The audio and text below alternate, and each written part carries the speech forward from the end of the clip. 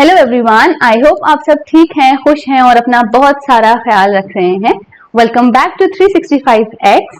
और आज हम हिस्ट्री का एक नया चैप्टर स्टार्ट करने वाले हैं। It's a very important chapter. ठीक है, बहुत सारे सवाल आते हैं इस चैप्टर से, सो मेक श्योर कि ध्यान से पढ़ेंगे और अच्छे से इसको समझेंगे। ठीक है, सो जो हम आज चैप्टर स्टार्ट करने वाले हैं that is the French revolution. ठीक है, थोड़ा सा बड़ा भी होने वाला है, सो आराम से नोटबुक लेके बैठ जाएं, थोड़े थोड़े नोट्स बनाते रहिएगा साथ साथ। ठीक है, तो it will be easier for you to understand. ठीक है, द फ्रेंच रेवोल्यूशन। इन्होंने फर्स्ट जो पेज पे एक बहुत छोटा सा ओवरव्यू दे दिया है कि क्या था क्या नहीं था, उसको डिटेल में हम नेक्स्ट पेज से पढ़ने वाले हैं। सो पहले ये ओवरव्यू एक बार देख लेते हैं क्या था और कैसे सब स्टार्ट हुआ। ठीक है, on the morning of 14 July 1789 the city of Paris was in a state of alarm. The king had commanded troops to move into the city. Rumors spread that he would soon order the army to open fire upon the citizens. Okay, some 7,000 men and women gathered in front of the town hall and decided to form a people's militia.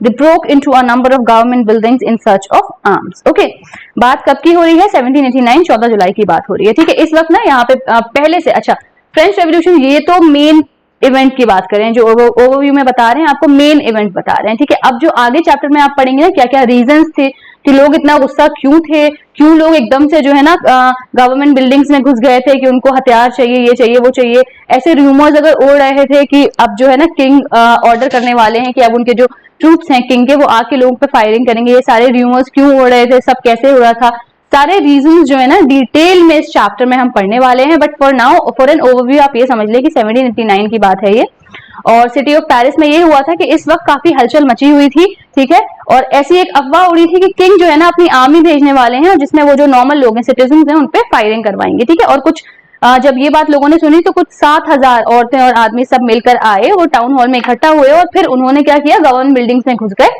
क्या हमें भी हथियार चाहिए, हम भी लड़ाई करेंगे। ठीक है, बहुत सारे ऐसे लोग थे जो eastern part of the city में भी घुस गए और उन्होंने फोर्ट को, जो प्रिजन था, फोर्ट का जो प्रिजन था दैट इज बेस्टाइल, उसको पूरा का पूरा स्टॉर्म कर दिया, मतलब पूरी तरीके से घुस गए, बर्बाद करना स्टार्ट कर दिया, लूटना वूटना स्टार्ट कर दिया, ये सब हो गया शुरू।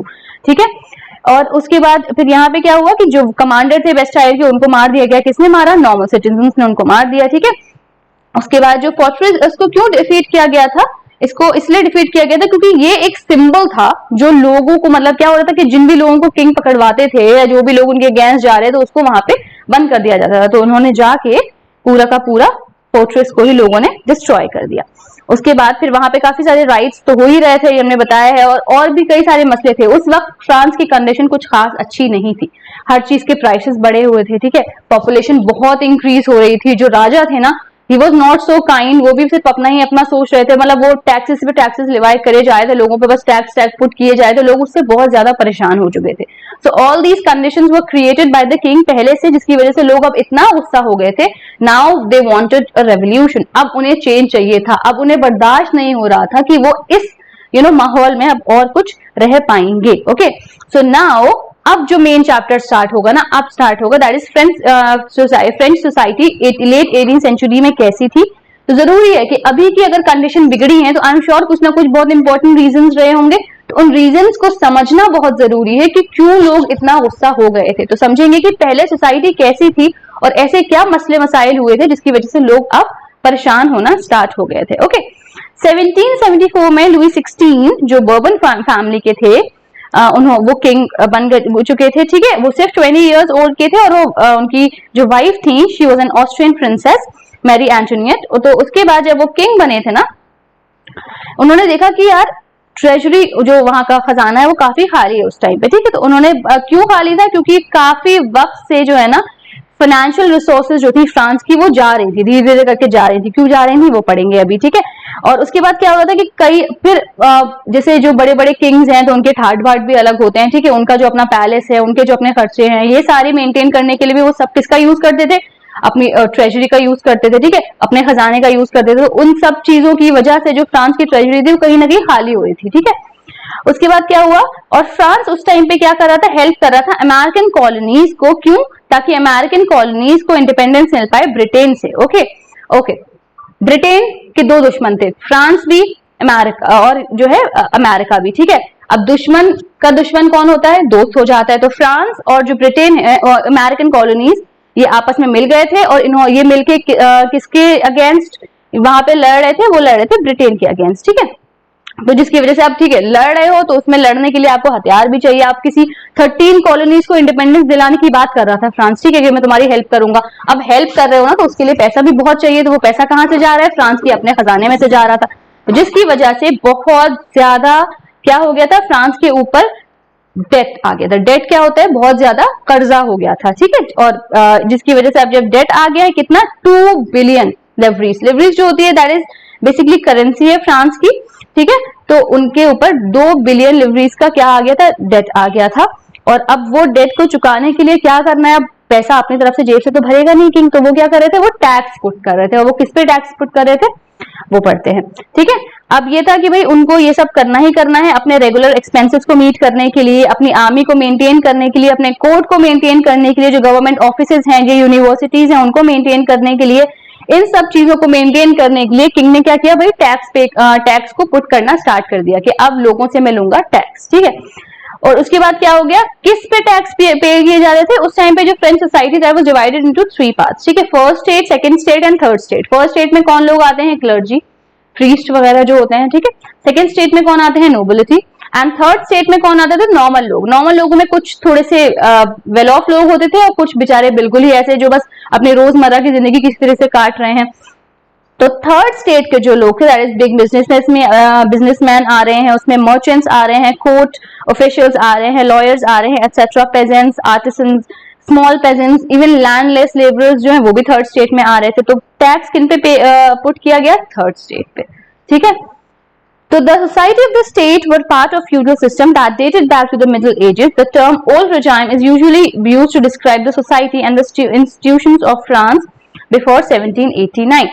फिगर 2 जो आपको दिया हुआ है वो आपको पूरी सोसाइटी का एक छोटा सा, उन्होंने एक छोटा सा आपको वो बना के दे दिया है कि किस किस तरह के स्टेट्स थे और कौन से स्टेट में कौन लोग बिलोंग करते थे, ठीक है। फ्रेंच सोसाइटी ऑर्गेनाइज की गई थी, ठीक है। और पेजेंट जो थे ना वो 90% पॉपुलेशन कंप्राइज करते थे। फॉर एग्जाम्पल अगर 100 लोग हैं एक कंट्री में, तो 90 लोग जो है ना वो पेजेंट थे, यानी 90 लोग वो गरीब लोग हैं और 10 लोग अच्छे वेल ऑफ लोग थे, ठीक है। हाउएवर, लेकिन बेचारे पेजेंट थे तो 90% पूरी पॉपुलेशन के, लेकिन उनके पास लैंड बहुत ज्यादा नहीं था। वो लैंड किसके पास था ज्यादा? जो बड़े लोग, जो अच्छे लोग हैं। तो भाई एक तो हम वैसे ही गरीब हैं और ऊपर से हमारे पास रिसोर्सेज भी नहीं है, हमारे पास अपनी जो है लैंड रिसोर्सेज या कोई रिसोर्सेज भी नहीं है जिससे हम कुछ बेहतर अपनी कंडीशन कर पाए, ठीक है। तो जो मेंबर्स थे फर्स्ट 2 स्टेट्स के, यानी क्लर्जी और नोबिलिटी जो है, उनके पास प्रिविलेजेस बाय बर्थ थी, पैदा होते ही उनके पास प्रिविलेजेस आना स्टार्ट हो गई थी, ठीक है। अब प्रिविलेजेस किसके पास नहीं थी? दोनों स्टेट्स के पास थी। जो थर्ड स्टेट है उसके पास कोई प्रिविलेज नहीं थी, ठीक है। और जो नोबल्स थे उनके पास और फ्यूडल प्रिविलेज थी कि भैया वो फ्यूडल सिस्टम चल रहा था, उनके जो अंडर लोग थे उनसे भी टैक्स वैक्स लेना, ये करना वो करना। और प्रीस्ट जो थे वो तो वैसे भी अच्छे से रह ही रहे थे, ओके। उसके बाद जो है, लेकिन जो बेचारे पेजेंट्स थे वही थे जो बेचारे सारी सर्विस प्रोवाइड कर रहे हैं अपने लॉर्ड को, वही है जो सारे घरों में काम कर रहे हैं, आर्मी में भी वही सर्व कर रहे हैं, बिल्डिंग के वर्क में भी वही जो ना काम कर रहे हैं, रोड्स बनाना भी उन्हीं की जिम्मेदारी है, उन्हीं का काम है। और सबसे ज्यादा एक्सप्लॉइट भी वही हो रहे हैं, पैसा भी बहुत कम हाथ में आ रहा है और टैक्स भी उन्हीं पे कर दिया जाता था, ठीक है।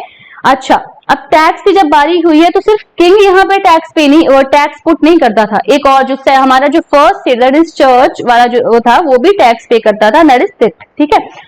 और उसके बाद एक और टैक्स, एक डायरेक्ट टैक्स एक और पुट किया जाता था किसके ऊपर? पेजेंट्स के ऊपर, यानी थर्ड स्टेट के ऊपर, दैट इज टेल। और ये वो टैक्सेस हैं जो सिर्फ और सिर्फ थर्ड स्टेट को पे करने होते थे। और इवन उन लोग को जो टैक्स देने पड़ते थे ना वो नॉर्मल रोजमर्रा की चीजों पे भी देने पड़ते, जैसे नमक हो गया, टोबैको हो गई, ये वो बेसिक चीजें हैं जिन पर थर्ड स्टेट को इन सब चीजों पर भी टैक्स पे करने पड़ते। तो एटलीस्ट ये समझ आ गया इस वाले फर्स्ट पेज से कि जो थर्ड स्टेट थी ना उसकी कंडीशन काफी खराब थी, ठीक है। एक तो पहली बात ज्यादा लोग थे, ठीक है, ज्यादा लोग हैं, ज्यादा रिसोर्सेज की जरूरत है, लेकिन मसला ये है कि रिसोर्सेज उनके पास नहीं थी, ठीक है। वही लोग थे जो इतनी मेहनत से हर काम सारी सर्विसेज प्रोवाइड कर रहे थे, but they were not getting the money जितनी उनको चाहिए थी, ये जितनी वो डिजर्व करते थे, ठीक है। और उसके ऊपर से एक तो आपको वैसे भी नहीं मिल पा रहा है पेमेंट, और ऊपर से आपके ऊपर टैक्स और पे कर दिया जाता था। तो कहीं ना कहीं वो फ्रस्ट्रेट होना स्टार्ट हो गए थे, now they were becoming angry. अब उन्हें गुस्सा आ रहा था और थोड़ा थोड़ा बस उनका जो बर्दाश्त का घड़ा है ना वो बस भर ही रहा था, ओके। सो जो सारी फाइनेंशियल एक्टिविटीज के जो सारे टैक्सेस थे वो सारा बर्डन जो था वो था थर्ड स्टेट पर, ओके ओके। अच्छा, अब इन लोगों को लिटरली सर्वाइव करने के लिए भी स्ट्रगल करना पड़ता था, दे वाज इतने ज्यादा बुरे कंडीशन में थे, they had to they really had to struggle to even to survive. जो पॉपुलेशन थी फ्रांस के उस टाइम पे बहुत बढ़ गई थी, 23 मिलियन थी 1715 में और 28 मिलियन हो गई थी 1789 में। ठीक है, बहुत ज्यादा ड्रास्टिक चेंज आया था पॉपुलेशन फ्रांस की। अब बहुत सिंपल सी बात है भाई, पॉपुलेशन बढ़ रही है तो फूड ग्रेन्स चाहिए ही चाहिए होंगे, बंदे को खाना चाहिए ही चाहिए होगा। ठीक है, और जब खाना वो हो रहा था, लेकिन प्रोडक्शन जो हो रहा था ग्रेन्स का वो उस स्पीड से नहीं हो पा रहा था जिस स्पीड से पॉपुलेशन बढ़ रही थी। अब जो प्राइसेस थे ब्रेड के, जो ब्रेड तो बेसिक खाना है ना वहां का, जैसे हमारे यहाँ होता है रोटी सब्जी, वहां का ब्रेड इज द बेसिक खाना।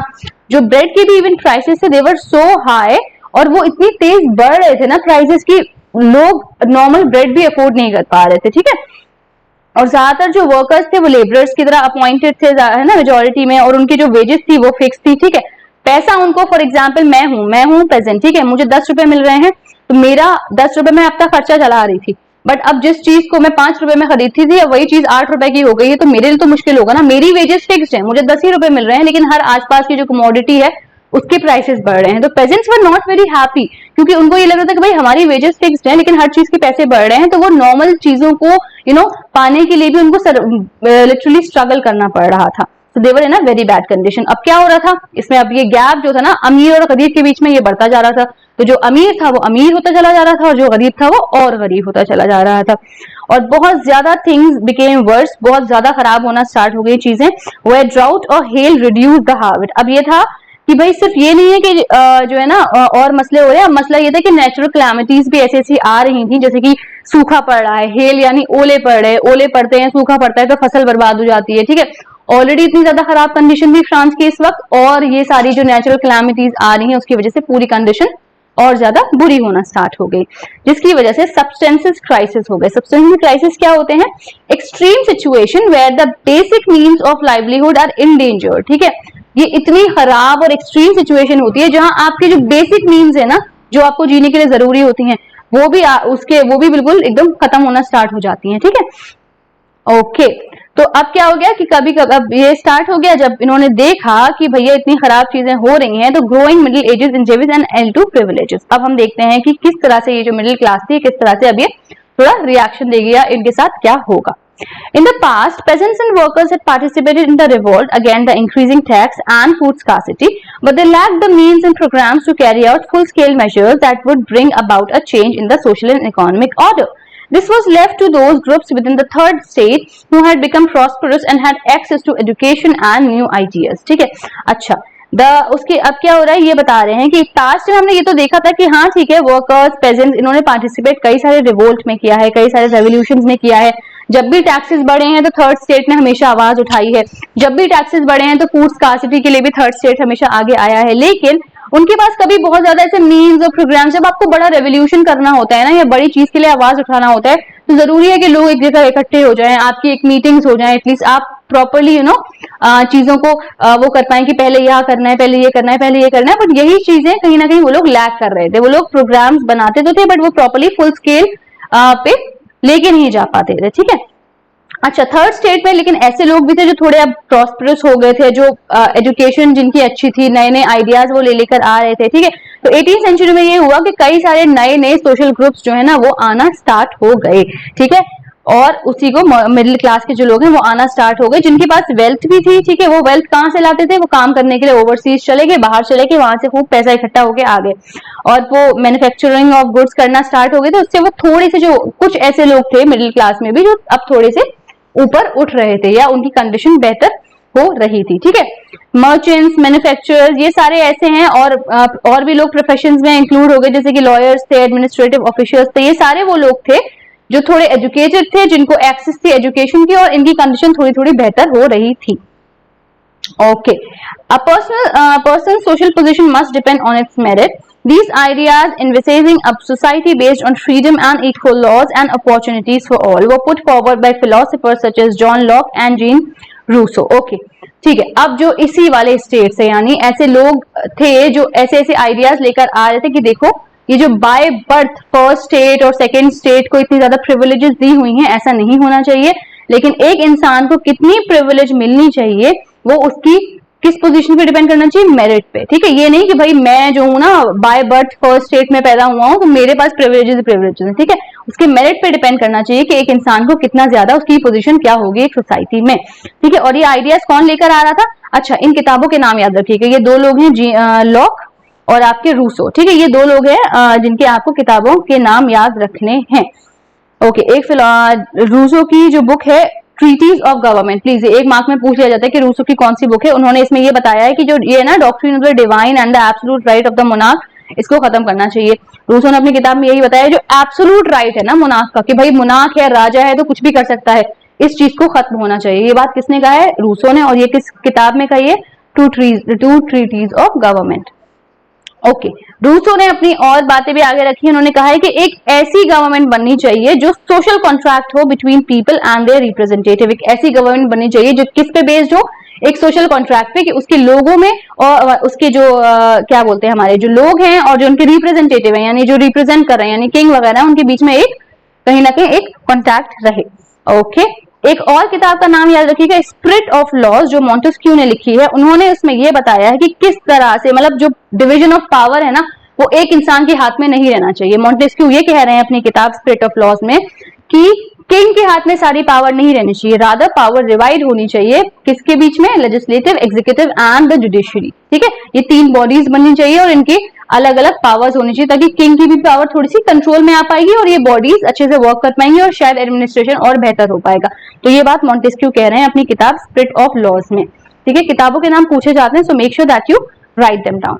ओके, अच्छा, ये जो मॉडल ऑफ गवर्नमेंट है ये यूएसए में पुट फॉरवर्ड हुआ था कब? After the 13 colonies declared the independence from Britain, the American constitution and it's guarantee of individual rights was an important example for political thinkers in France. अच्छा, ये जो सारे पॉलिटिकल थिंकर्स बढ़ के आ रहे थे ना आगे, जो अपने आइडियाज ला रहे थे, अपनी किताबें लिख रहे थे, ठीक है, ये कहां से इन्होंने इंस्पिरेशन लिया था? जब ये जो 13 कॉलोनीज जो लड़ रही थी ब्रिटेन से, जब वो 13 कॉलोनीज को आजादी मिल गई थी, फाइनली दे वर लिबरेटेड, और वो उनको फ्रीडम मिल गई थी ब्रिटेन से, तब वहां पे ऐसे कुछ आइडियाज उठे थे और उन्हीं आइडियाज को यहाँ जो फ्रांस के पॉलिटिकल थिंकर्स हैं वो भी पुट फॉरवर्ड कर रहे थे लोगों के लिए। The ideas of this philosophers को काफी ज्यादा लोगों ने मतलब डिस्कस करना शुरू कर दिया। अब ठीक है, जब लोग ऑलरेडी परेशान होते हैं ना, ठीक है, उनको पता है, अब कोई आके कुछ ऐसा दिखा दे कि यार ऐसा हो सकता है या ऐसा होना चाहिए, तो लोगों ने उस पर डिस्कशंस करना स्टार्ट कर दिए जहां भी वो मिल रहे हैं। फॉर एग्जांपल, वो कॉफी हाउसेज में मिल रहे हैं तो उन्होंने डिस्कशन करना स्टार्ट कर दिए, वो सैलून में मिल रहे हैं तो उन्होंने डिस्कशन करना स्टार्ट कर दिया। अब ये आइडियाज और स्प्रेड होना शुरू हो गए। कैसे स्प्रेड होना शुरू हो गए? बुक्स के थ्रू स्प्रेड होना शुरू हो गए, आपके न्यूज़पेपर के थ्रू स्प्रेड होना शुरू हो गए, ठीक है। और काफी ज्यादा लोग जो हैं जिनको पढ़ना और लिखना नहीं आता था ना, तो लोग जो दूसरे लोग थे वो उनको पढ़ के भी सुनाने लगे, ठीक है। फिर उसके बाद क्या हुआ? The news that Louis 16 plan to impose further tax to able to meet the expense of state generated anger and protest against the system of privileges. लोग हो गई गड़बड़। क्या गड़बड़ हो गई? लोग इस टाइम ऑलरेडी गुस्सा थे, ठीक है, लोग बहुत परेशान थे, उनको बेसिक सर्वाइवल के लिए स्ट्रगल करना पड़ रहा था, बेसिक खाना पीना नहीं मिल पा रहा था, दे वर वेरी एंग्री। अब कुछ लोग उनको ये आइडिया भी दे रहे थे कि भाई हम ना ऐसा कर सकते हैं, हमें मुनाफी पावर को थोड़ा कंट्रोल करना चाहिए, या हमारी कंट्री में ऐसा ऐसा हो जाएगा तो बेहतर तरीके से और हो सकती है। अब लोग वैसे भी रेवोल्यूशन अंदर ही अंदर उनके गुस्सा पनप रहा था। फिर एक और चिंगारी जो आई वो ये आई कि लुई 16 प्लान कर रहे हैं कि वो और टैक्स लिवाई करेंगे और टैक्स पुट करेंगे, किसके ऊपर? ऑब्वियसली थर्ड स्टेट के ऊपर। क्यों? क्योंकि वो जो है ना स्टेट, जो उनका पूरा वो उनकी जो वो है पूरी प्रजा या जो भी है, उसको वो उसकी डिमांड्स को फुलफिल नहीं कर पा रहे हैं और उसको उसके लिए और पैसा चाहिए किंग को, और अब वो और टैक्स पुट करेंगे थर्ड स्टेट पर। अब तो लोग बिल्कुल बर्दाश्त से बाहर हो गए उनके, और अब उनको बहुत गुस्सा आया कि भाई ऐसे कैसे, मतलब ठीक है इतना हम सह रहे हैं, अब भी हम जिंदा हैं, बर्दाश्त कर रहे हैं, बट नाउ एक और टैक्स, अब नहीं हो पाएगा। अब क्या हुआ? The outbreak of the revolution. अब उनका जो गुस्सा था वो पूरा हो चुका था, and now they plan to bring out the revolution. Okay, Louis XVI had to increase taxes for reason you have learned in the previous section. How do you think he could have gone about doing this? In France of the old regime, the monarch did not have the power to impose tax according to his will alone. Rather, he had to call a meeting of the Estates Generals, which would then pass by the proposal of new taxes. The State General was a political body to which all three states sent their representatives. However, the monarch alone could decide when to call a meeting of his body. That last time it was done in 1614. Okay, यहाँ पे है कि हमें ये पता था कि ठीक है कुछ रीजंस हो गए थे, क्या क्या वजहें थी? स्टेट को मेंटेन करना है, अपने पैलेस को मेंटेन करना है, अपने खुद के खर्चे मेंटेन करने हैं, इन सब चीजों के लिए। और वो जो हेल्प कर रहे थे 13 अमेरिकन कॉलोनीज की, इन सबको इन सब के लिए जो उनको पैसा चाहिए था, उसके लिए फ्रांस के जो किंग थे वो टैक्सेस पे करे, वो टैक्सेस पुट किए जा रहे थे थर्ड स्टेट पे। अच्छा, लेकिन इसमें इन्होंने ये वाली बात बताई है कि पहले क्या था, पहले ऐसा था कि जब भी किसी किंग को टैक्स किसी पे लगाना है ना, मतलब टैक्स वो नया कोई इंट्रोड्यूस करना चाह रहे हैं, उससे पहले वो अकेले ऐसे नहीं कि भाई मेरा दिल किया आज मैं सो के उठी चलो एक टैक्स वो लगा देती हूँ उनके ऊपर, ऐसा नहीं होता था। उनको एक प्रॉपर मीटिंग बुलानी पड़ती थी स्टेट जनरल की, ठीक है, ये एक पॉलिटिकल बॉडी होती है, यहाँ से अलग अलग रिप्रेजेंटेटिव्स आते थे, फिर उनसे बैठ के डिस्कशन होता था, फिर कहीं ना कहीं जाके कोई भी अगर टैक्स आपको लगाना है तो आप आगे लेकर जाते थे। लेकिन ये मीटिंग कब हुई थी? लास्ट 1614 में, यानी 1614 में हुई थी। तो तब से, जब से लुई 16 आए थे, इन्होंने कोई मीटिंग नहीं की। अच्छा, 5 मई 1789 में क्या हुआ? लुई 16 ने एक मीटिंग बुलाई है स्टेट जनरल की कि हमें जो है एक और नए टैक्सेस लगाने हैं, ठीक है। फिर एक हॉल में बुलाई गई वो मीटिंग, और उस हॉल में फर्स्ट और सेकंड स्टेट के तो 300 रिप्रेजेंटेटिव आए थे, ठीक है, जो कि आगे बैठे हुए थे, ऑब्वियसली आगे बैठे क्योंकि उनकी वो तो बाय बर्थ उनको प्रिविलेज मिले हुए थे, ठीक है। और जो बेचारे थर्ड स्टेट के लोग थे, यानी जो कॉमन लोग थे, वो 600 लोग थे, बट वो कहाँ थे? उन्हें पीछे खड़ा होना पड़ रहा था। देखो, they were not even allowed to sit properly. ये नहीं है कि कुछ रिप्रेजेंटेटिव थर्ड स्टेट से भी बुला के आगे बिठा लेते, ऐसा कुछ नहीं था। तो कहीं ना कहीं इन सारी चीजों से भी वो उनको ह्यूमिलिएट किया जाता था कि यू आर नॉट प्रिविलेज्ड, और आप मतलब इस काबिल ही नहीं है कि आप आगे बैठ पाए, तो उनको वो पीछे बेचारे खड़े रहते थे। ओके, और थर्ड स्टेट जो है, काफी कुछ थर्ड स्टेट में ऑब्वियसली मैंने बताया ना, कई सारे जो फिलोसोफर्स वगैरह निकल कर आ रहे थे, तो कुछ एजुकेटेड लोग भी थे जिनको एक्सेस थी एजुकेशन की, पेजेंट्स, आर्टिसंस, विमेन, ये सारे भी थे। लेकिन इनको जो है ना एंट्री ही नहीं दी गई उस असेंबली में। वो जो मीटिंग बुलानी थी जिसमें टैक्स और लगाने थे, उसमें नॉर्मल लोग यानी पेजेंट्स, आर्टिसंस और वुमेन को एंट्री ही नहीं दी गई। जो लोग पूरी कंट्री का ज्यादा पॉपुलेशन में थे या ज्यादा परसेंटेज में लोग जो थे, उनको अलाउ ही नहीं किया गया। जिनके ऊपर आप टैक्स लगाने वाले हो उनको तो आपने अलाउ ही नहीं किया उस असेंबली में।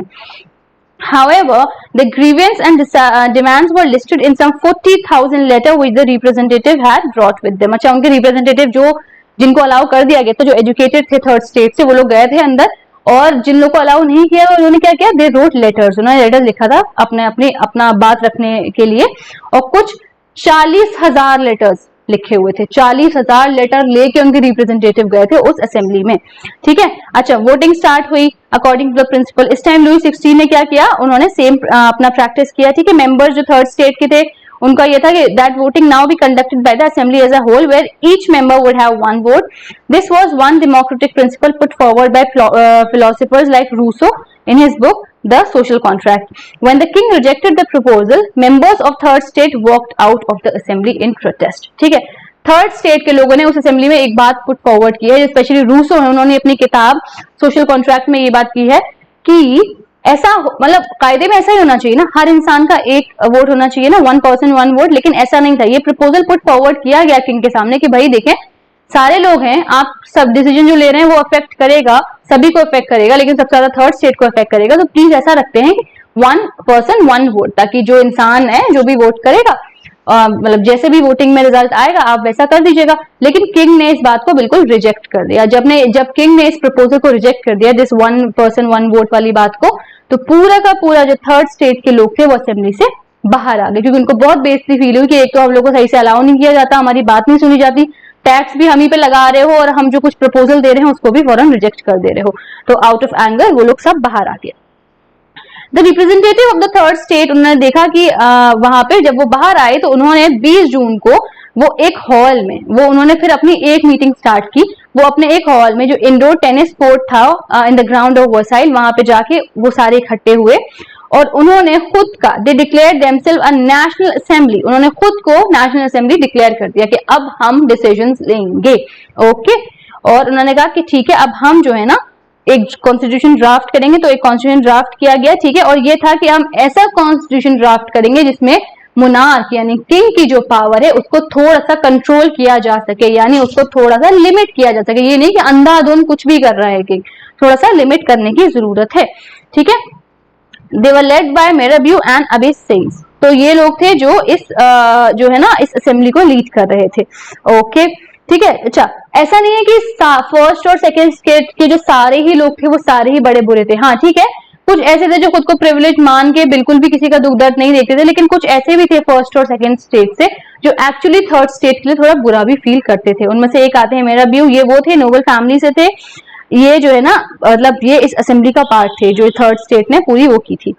ओके, उसके बाद फिर क्या हुआ, और जो ये अभी आए हैं ये ही वाज अ प्रीस्ट, ये भी एक प्रीस्ट थे। तो फर्स्ट और सेकंड स्टेट का एक एक इंसान आया हुआ था ऑन थर्ड स्टेट के साथ, एंड दे वर टुगेदर। वो भी चाहते थे कि इन लोगों की कंडीशन बेहतर हो। तो हम ये नहीं कह सकते कि फर्स्ट और सेकंड स्टेट पूरा ही बुरा था। There were some people who actually felt bad for the third state, जो उनकी कंडीशन है और इसीलिए वो आगे आए। ठीक है, और उन्होंने एक बहुत ही इन्फ्लुएंशियल पैम्फलेट निकाला और उसका जो हेडिंग थी वो थी what is the third state, कि थर्ड स्टेट बेसिकली क्या है। ठीक है, तो हो सकता है आपसे पूछ लिया जाए ये third state what is the third state, ये पैम्फलेट किसने निकाला था, तो इसको पता होना चाहिए। ओके, जब नेशनल असेंबली बिजी थी वर्साइल में अपना कॉन्स्टिट्यूशन ड्राफ्ट करने में, rest of France was in turmoil. ठीक है, सीवियर, क्योंकि इस टाइम पे क्या था, इस टाइम ठंड बहुत पड़ रही थी फ्रांस में। ठीक है, मतलब बहुत ही खतरनाक ठंड पड़ रही थी, सीवियर विंटर्स चल रही थी और हार्वेस्ट बहुत बुरी हुई थी, यानी फसल एकदम बुरी हुई थी। प्राइसेस ऑफ ब्रेड, यानी ब्रेड उनका जो बेसिक खाना था वो उसके प्राइसेस बहुत ज्यादा बढ़ गए थे। और ये था कि मतलब लोग पूरी तरीके से बस एक्सप्लॉइट हुए जा रहे थे, उनको ना रिसोर्सेज मिल पा रही थी, कंडीशंस बहुत बुरी थी, सब कुछ इस टाइम बुरा ही चल रहा था।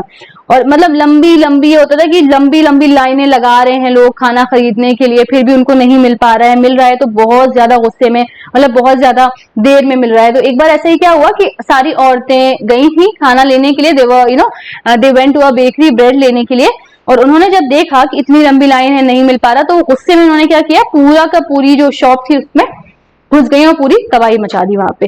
एट द सेम टाइम उस टाइम पे क्या हुआ था, किंग ने ऑर्डर किया था कि अपने ट्रूप्स को कि भाई पेरिस से आओ। और जब लोगों ने ये सुना कि अच्छा किंग जो है अभी भी इतनी चला रहा है, मतलब इतना परेशान कर रहे हैं हमें और हम कुछ कह ही नहीं सकते हैं, तो 14 जुलाई में क्या हुआ, पूरे के पूरा जो क्राउड है उसने क्या किया, बेस्टाइल में घुस गया, वो पूरा तबाही मचाने के लिए वो घुस गया। In the countryside, rumors spread from village to village that the lords of the manor had hired bands of bricklays who were on their way to destroy their ripe corn. अच्छा, इस टाइम पे क्या होता था, अगर गलती से भी कोई अफवाह उड़ गई ना, लोगों का बहुत ज्यादा असर होता था इस चीज पे। ठीक है, एक अफवाह बड़ी अजीब सी ये उड़ी थी, अजीब नहीं, लोगों के लिए बहुत बड़ी बात थी कि ये है कि जो मेनर कौन होते हैं, लॉर्ड्स लैंड जो होते हैं ना, मतलब किंग से सबऑर्डिनेट। तो ये अफवाह उड़ी थी कि जो मेनर हैं उनके कुछ लोग हैं, यानी उनके जो सोल्जर्स हैं वो आने वाले हैं और वो लोगों को क्या करने वाले हैं, वो लोगों के जो क्रॉप्स हैं उनको डिस्ट्रॉय करने वाले हैं। लोगों के लिए दिस वाज वेरी हार्श। उन्होंने समझने की भी कोशिश नहीं की इस बात को, वो इतना गुस्सा हो गए थे ये सुन के। और जब उन्होंने देखा पेजेंट्स बिल्कुल, फिर तो वो घुस गए, उन्होंने सीज कर दी सारी चीजें और वो कासिल में बिल्कुल घुस के उन्होंने अटैक कर दिया। क्यों? ऑल्दो ये र्यूमर था, शायद ऐसा नहीं होने वाला था, लेकिन लोग क्यों इतना ज्यादा गुस्से में थे, क्योंकि वो इस चीज को अफोर्ड भी नहीं कर सकते सुनना कि भैया एक तो हम इतनी मेहनत से उगा रहे हैं और फिर कोई आके हमारा सब कुछ डिस्ट्रॉय कर जाएगा। उन्होंने मतलब ग्रेन जो है, अनाज, उसको लूटा खूब अच्छे से, सारे जो डॉक्यूमेंट्स हैं उनको बर्न कर दिया, क्योंकि डॉक्यूमेंट में लिखा होता था ना इस पे ये वाला टैक्स ये पे किया है, ये किया है, इतना रह गया है टैक्स लेना, ये वो सारे डॉक्यूमेंट्स जला दिए, डॉक्यूमेंट्स नहीं रहेंगे, कोई सबूत नहीं रहेगा, सब खत्म। ठीक है, जितने भी ड्यूज के जो भी उनके पास वो था ना रिकॉर्ड्स थे कि इतना ड्यू रह गया है, यहाँ से इतना लेना है हमें टैक्स, वो सब कुछ जल गया। ठीक है, कई सारे नोबल्स थे जो बेचारे अपने अपने घर छोड़ के भाग गए और दूसरी कंट्रीज में माइग्रेट कर गए, क्योंकि the third state people were so angry कि अब वो सारे नोबल्स को और जो जो भी सारे फर्स्ट स्टेट सेकंड स्टेट में लोग आ रहे हैं उनको भी वो मारवार रहे थे और उनको भी वो परेशान कर दिया था, क्योंकि दे देमसेल्फ वो वेरी एंग्री, वो खुद इतना गुस्सा हो गए थे, वो इतना खुद बर्दाश्त करते करते थक चुके थे। ओके, ठीक है, जब लुई 16 ने ये देखा तो लुई 16 ने क्या किया, he finally accorded recognition to the national assembly and accepted the principle that his powers would from now on be checked by a constitution. अब लुई 16 ने देखा कि भाई अभी चुप हो जाना बेहतर है, तो उन्होंने क्या किया, उन्होंने कहा अच्छा ठीक है। अब उन्होंने एक ऐसी वो निकाला कि ठीक है, अब जो मेरी पावर्स है ना, उन्होंने कहीं ना कहीं खुद ही लिमिट वो कर दी कि ठीक है मेरी पावर अब लिमिट हो जाएंगी, अब जो मेरी पावर है ना वो चेक करेगा एक कॉन्स्टिट्यूशन। तो on the night of 4th August 1789 को क्या हुआ, the assembly passed a decree abolishing the feudal system of obligations and taxes. Members of the clergy too were forced to give up their privileges. Tithes were abolished and land owned by the church were confiscated. As a result, the government acquired assets worth at least 2 billion livres. Okay, livres क्या थी? They were the France currency. Okay, सुने अब क्या हुआ, अब लोगों ने जब दिखा दिया ना अपना असली रंग के भाई तुम ऐसे नहीं मानोगे तो हम ऐसे करेंगे, तो अब क्या हुआ, अब ये हुआ कि जब किंग ने ये कहा कि ठीक है अब मेरी पावर थोड़ी लिमिट होंगी, अब मेरी पावर को कौन चेक करेगा, एक कॉन्स्टिट्यूशन जो बनाया गया वो चेक करेगा मेरी पावर को कि मैं कुछ उल्टा सीधा कदम ना उठाऊं। अब जो फर्स्ट स्टेट या सेकंड स्टेट के जो लोग थे जिनको बाय बर्थ प्रिविलेजेस मिली हुई थी उनकी प्रिविलेजेस भी छीन ली गई। जो टैक्स कौन किसी तरफ से लगाया गया था, हमारे उसकी फर्स्ट स्टेट की तरफ से लगाया गया था, चर्च की तरफ से जो लगाया गया था टैक्स, कहा गया भाई अब ये टैक्स भी नहीं वो होगा, नहीं लगाया जाएगा, चर्च को कोई टैक्स नहीं दिया जाएगा। और ये था कि जो भी आपके पास जो भी आपके पास प्रॉपर्टीज हैं वो सेकंड स्टेट के पास सारी कंफिस्केट ले गई, सारी जब्त कर ले गई वापस। और जब ये सब चीजें, सारा पैसा, सारे टैक्सेस सब हट गए ना, तो फ्रांस को कितने मतलब कितना ज्यादा फायदा हुआ, 2 बिलियन लिवरीज का फायदा हुआ उनको, लिटरली 2 बिलियन उस टाइम पे, मतलब कितना ज्यादा फायदा रहा उन लोग के लिए। ओके, अब किंग की पावर थोड़ी सी कंट्रोल में आ गई है, किंग भी भाई साहब थोड़े से अब आ गए हैं, हिसाब से थोड़े चल रहे हैं वो भी। तो अब जो है ना फ्रांस मोनार्की पूरी नहीं रही फ्रांस में, बट एक कॉन्स्टिट्यूशनल मोनार्की आ गई थी, क्योंकि मोनार्क की जो पावर है उसको कंट्रोल करने के लिए एक बॉडी आ गई थी, दैट वाज द कॉन्स्टिट्यूशन। तो अब मोनार्की सिर्फ नहीं रही फ्रांस में बल्कि कॉन्स्टिट्यूशनल मोनार्की आ गई। अब देख रहे हैं धीरे धीरे मोनार्की से कॉन्स्टिट्यूशनल मोनार्की आ गई, अब देखते हैं कैसे वो डेमोक्रेटिक भी बनेगा अभी आते आते, ठीक है। The National Assembly completed the draft of the Constitution in 1791. National assembly ने जो कॉन्स्टिट्यूशन पूरा ड्राफ्ट कर लिया वो कर लिया 1791 में। उसका मेन ऑब्जेक्टिव क्या था, to limit the powers of the monarch. ठीक है, सबसे ज्यादा परेशान कौन कर रहा था सब लोगों को, मोनार्क यानी किंग परेशान कर रहा था, तो उसी की पावर को कंट्रोल करना था और कंट्रोल किया गया। These powers, instead of being concentrated in the hands of one person, were now separated and assigned to different institutions, the legislative, executive and the judiciary. अब ये जो powers है ना, ये चलाने के लिए पूरा स्टेट वो एक के हाथ में यानी किंग के हाथ में नहीं रह गई थी बल्कि और लोगों में डिवाइड हो गई थी, that is the legislature, executive and the judiciary. Okay, उनका जो this made France a constitution monarchy. जब एक कॉन्स्टिट्यूशन आ गया है मोनार्क के ऊपर उसको कंट्रोल करने के लिए, और power they were divided into different institutions, और डिफरेंट इंस्टीट्यूशंस कौन से थे, लेजिस्लेचर, आपके एग्जीक्यूटिव एंड जुडिशरी, और इसी सिस्टम को कहा जाने लगा कॉन्स्टिट्यूशन मोनार्की। ठीक है, ओके, जो कॉन्स्टिट्यूशन था 1791 का, इसमें यह था कि अब लॉज बनेंगे, कौन बनाएगा लॉज, नेशनल असेंबली में लॉज बनेंगे, और इनडायरेक्टली इलेक्ट जो लोग इनडायरेक्टली इलेक्ट होके आए वो लोग करेंगे, और citizens voted for a group of electors who in turn chose the assembly. Not all citizens, however, had the right to vote. Only men above 25 years of age who paid taxes equal to at least 3 days of laborer's wage were given the status of active citizens. Okay, अब जो है ना अभी भी France में काफी सारे changes आ रहे हैं, लेकिन ऐसा नहीं कि आप ये तो एक्सपेक्ट नहीं कर सकते एकदम से ड्रास्टिक चेंज आएगा और पूरी सोसाइटी बदल जाएगी या कुछ। लेकिन इस वक्त जो चेंजेस आए थे उनमें अभी भी कुछ चीजें रह गई थी, जैसे कि जो सिटीजन्स थे ना उनको 2 पार्ट्स में बेसिकली डिवाइड सा कर दिया गया, एक्टिव सिटीजन्स और पैसिव सिटीजन। एक्टिव सिटीजन्स वो थे जो 25 साल के ऊपर के आदमी हैं जो टैक्स पे कर रहे हैं, और कितना टैक्स पे कर रहे हैं, 3 days ऑफ लेबरर्स वेज, यानी एक इंसान में एक लेबरर जो एक दिन में कितना, फॉर एग्जाम्पल 100 रुपए कमा रहा है, ठीक है, तो 3 दिन का टैक्स वो पे कर सकते हैं एक साथ, और उनकी एज क्या होनी चाहिए, 25 साल से ऊपर होनी चाहिए, वो आगे एक्टिव सिटीजन में उनको अलाउ किया गया कि आपको अलाउ है, आप कर सकते हैं वोट। ठीक है, उनको वोटिंग राइट दी गई। ठीक है, लेकिन जो बाकी मेन और ऑल वुमेन जो रह गए थे उनको पैसिव सिटीजन कहा जाने लगा, और औरतों को तो बहुत बाद में वोटिंग राइट्स मिले। औरतों को तो अभी तक कोई नाम निशान नहीं है, अभी जब और आदमियों को भी मिल जाएंगे तो भी औरतों को वोटिंग राइट्स नहीं मिलेंगे। ओके, अगर आपको ये चाह रहे हो ना आप कि आप भी एक आप जाके इलेक्टर बनो और जो है मेंबर बनो असेंबली के लिए, तो इसके लिए बहुत जरूरी है कि आप टैक्स पेयर्स में आओ। ठीक है, आप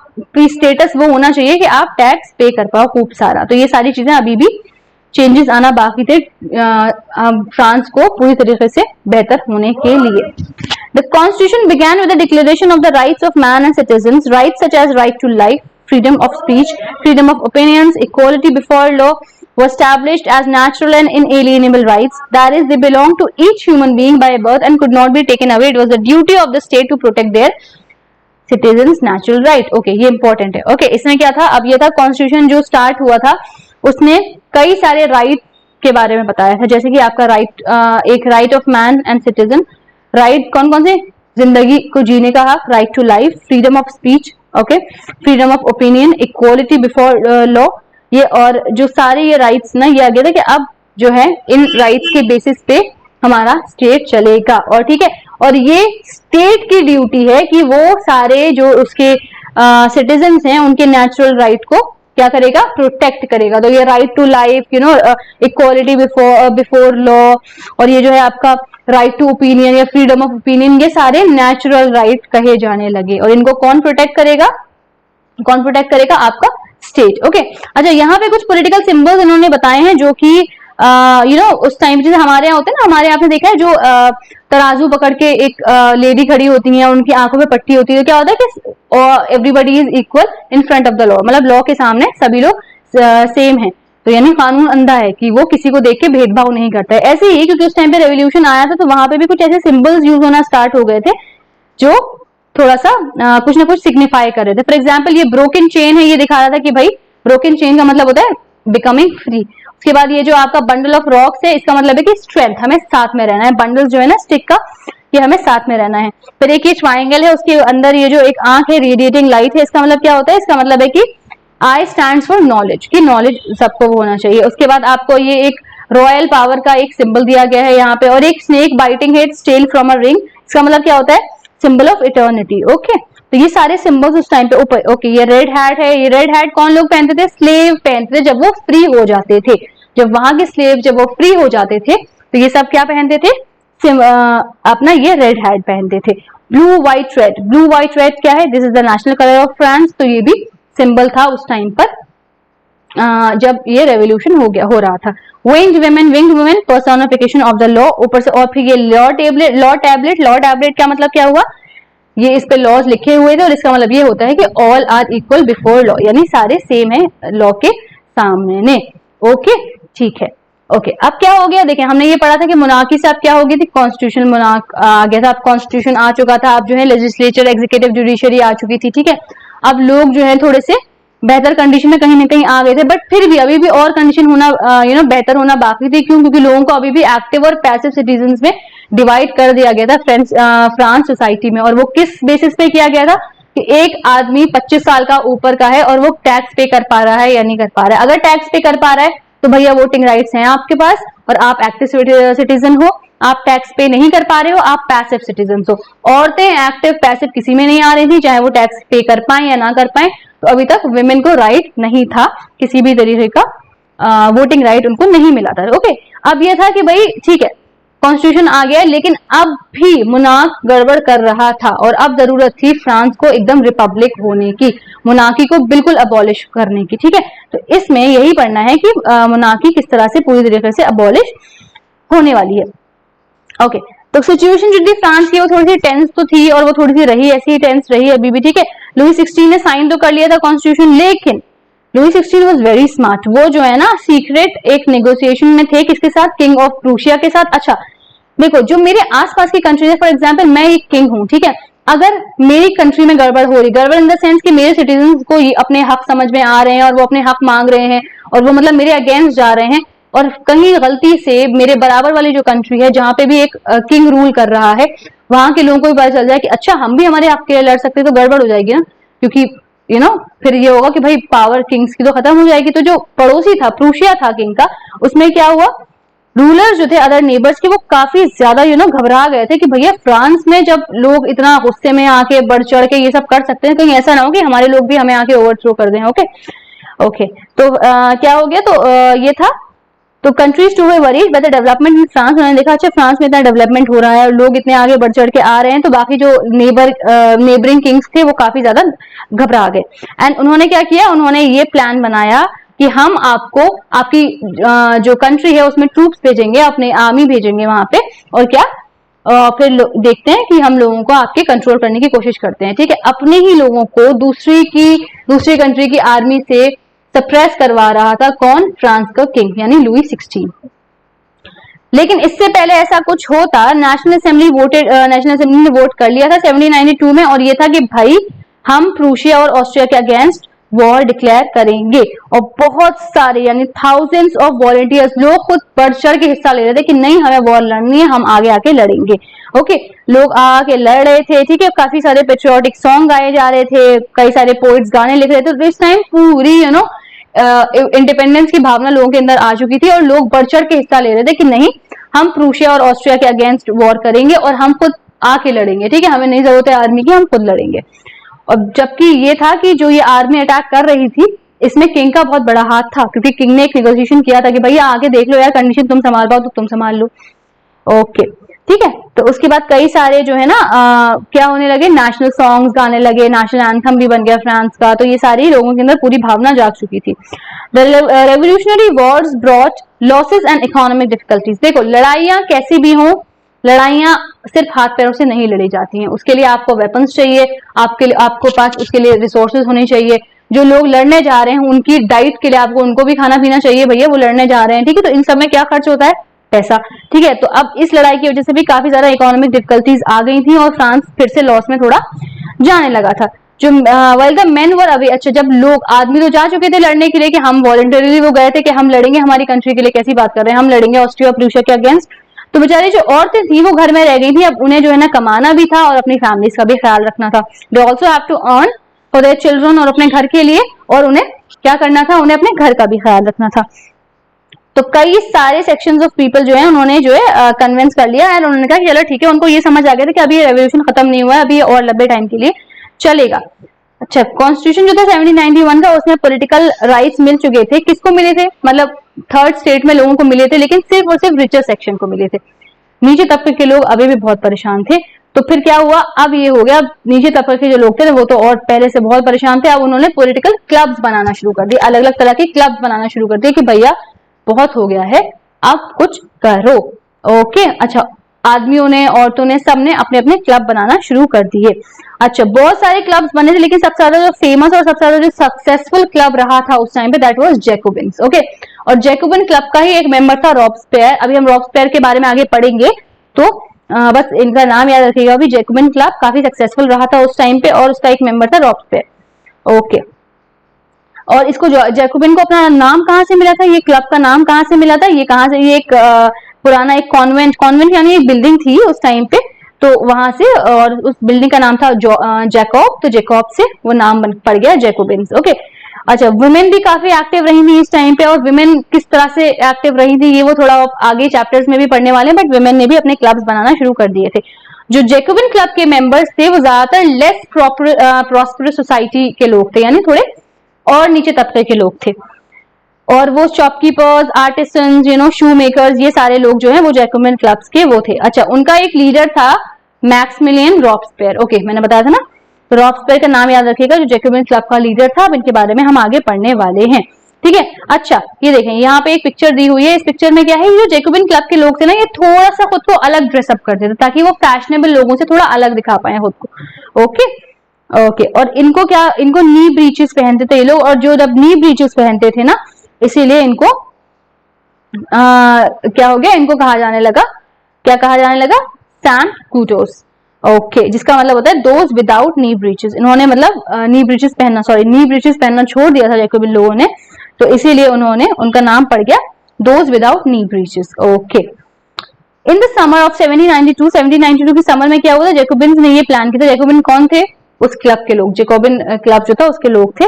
तो इन लोगों ने ये प्लान किया था कि हम जो है जाएंगे और हम जो है वैसे भी बहुत उत्साह थे किस चीज पे, हाई प्राइसेस ऑफ फूड पे। तो उन्होंने कहा था कि ठीक है, अब हम जो है पैलेस में घुस के उसमें तबाही मचाएंगे। तो उन्होंने ऐसा किया भी, वो पैलेस में घुस गए थे और उन्होंने तबाही खूब मचाई थी। जो किंग के गार्ड थे उनको मैसेकर कर दिया गया, जो किंग के गार्ड थे उनकी मतलब खत्म कर दिया गया उनको, ठीक है। और किंग जो खुद था उसको भी बंदी बना लिया था कई सारे घंटों के लिए लोगों ने।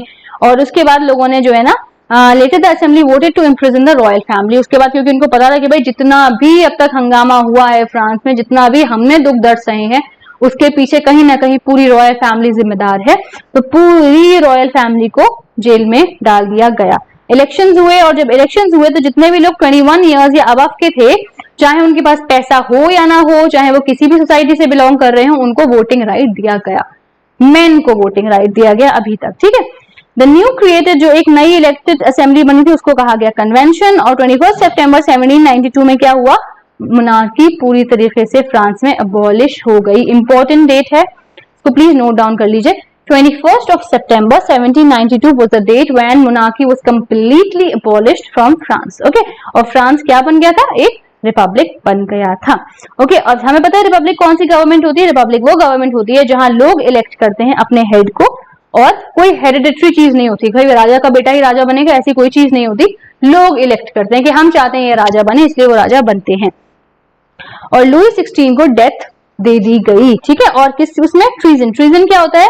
कि अपनी ही कंट्री को आपने बिट्रे किया है, अपनी ही कंट्री को आपने छुरा घोपा है उसकी पीठ में, इसीलिए आपको डेथ दिया जाएगा. तो उनको डेथ सेंटेंस दे दिया गया. ओके, और जो उनकी बीवी थी यानी क्वीन मैरी एंटोनिएट, उनके साथ भी सेम हुआ, उनको भी खत्म कर दिया गया. अब क्या हुआ? किंग और उनका जो क्वीन है वो दोनों की दोनों खत्म हो चुकी है. तो it's all over for them.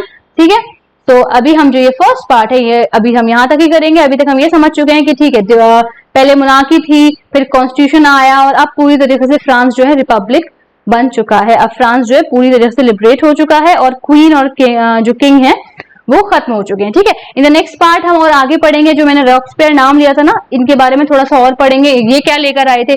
दो ये जैकोबिन क्लब के थे, ये कैसे मतलब इन्होंने क्या चेंजेस लाए, अच्छा किया बुरा किया, whatever it was, we will read in the next part. अब तक जो समझ आया है प्लीज उसको अच्छे से रिवाइज करें. जो भी क्वेश्चंस हैं, क्वेरीज हैं, कोई भी कंफ्यूजन है, we will discuss in our class, and I will see you in the next part. Till then stay connected with 365x और भी लोगों को हमारे साथ जोड़े, and we will see you in the next class. Bye bye.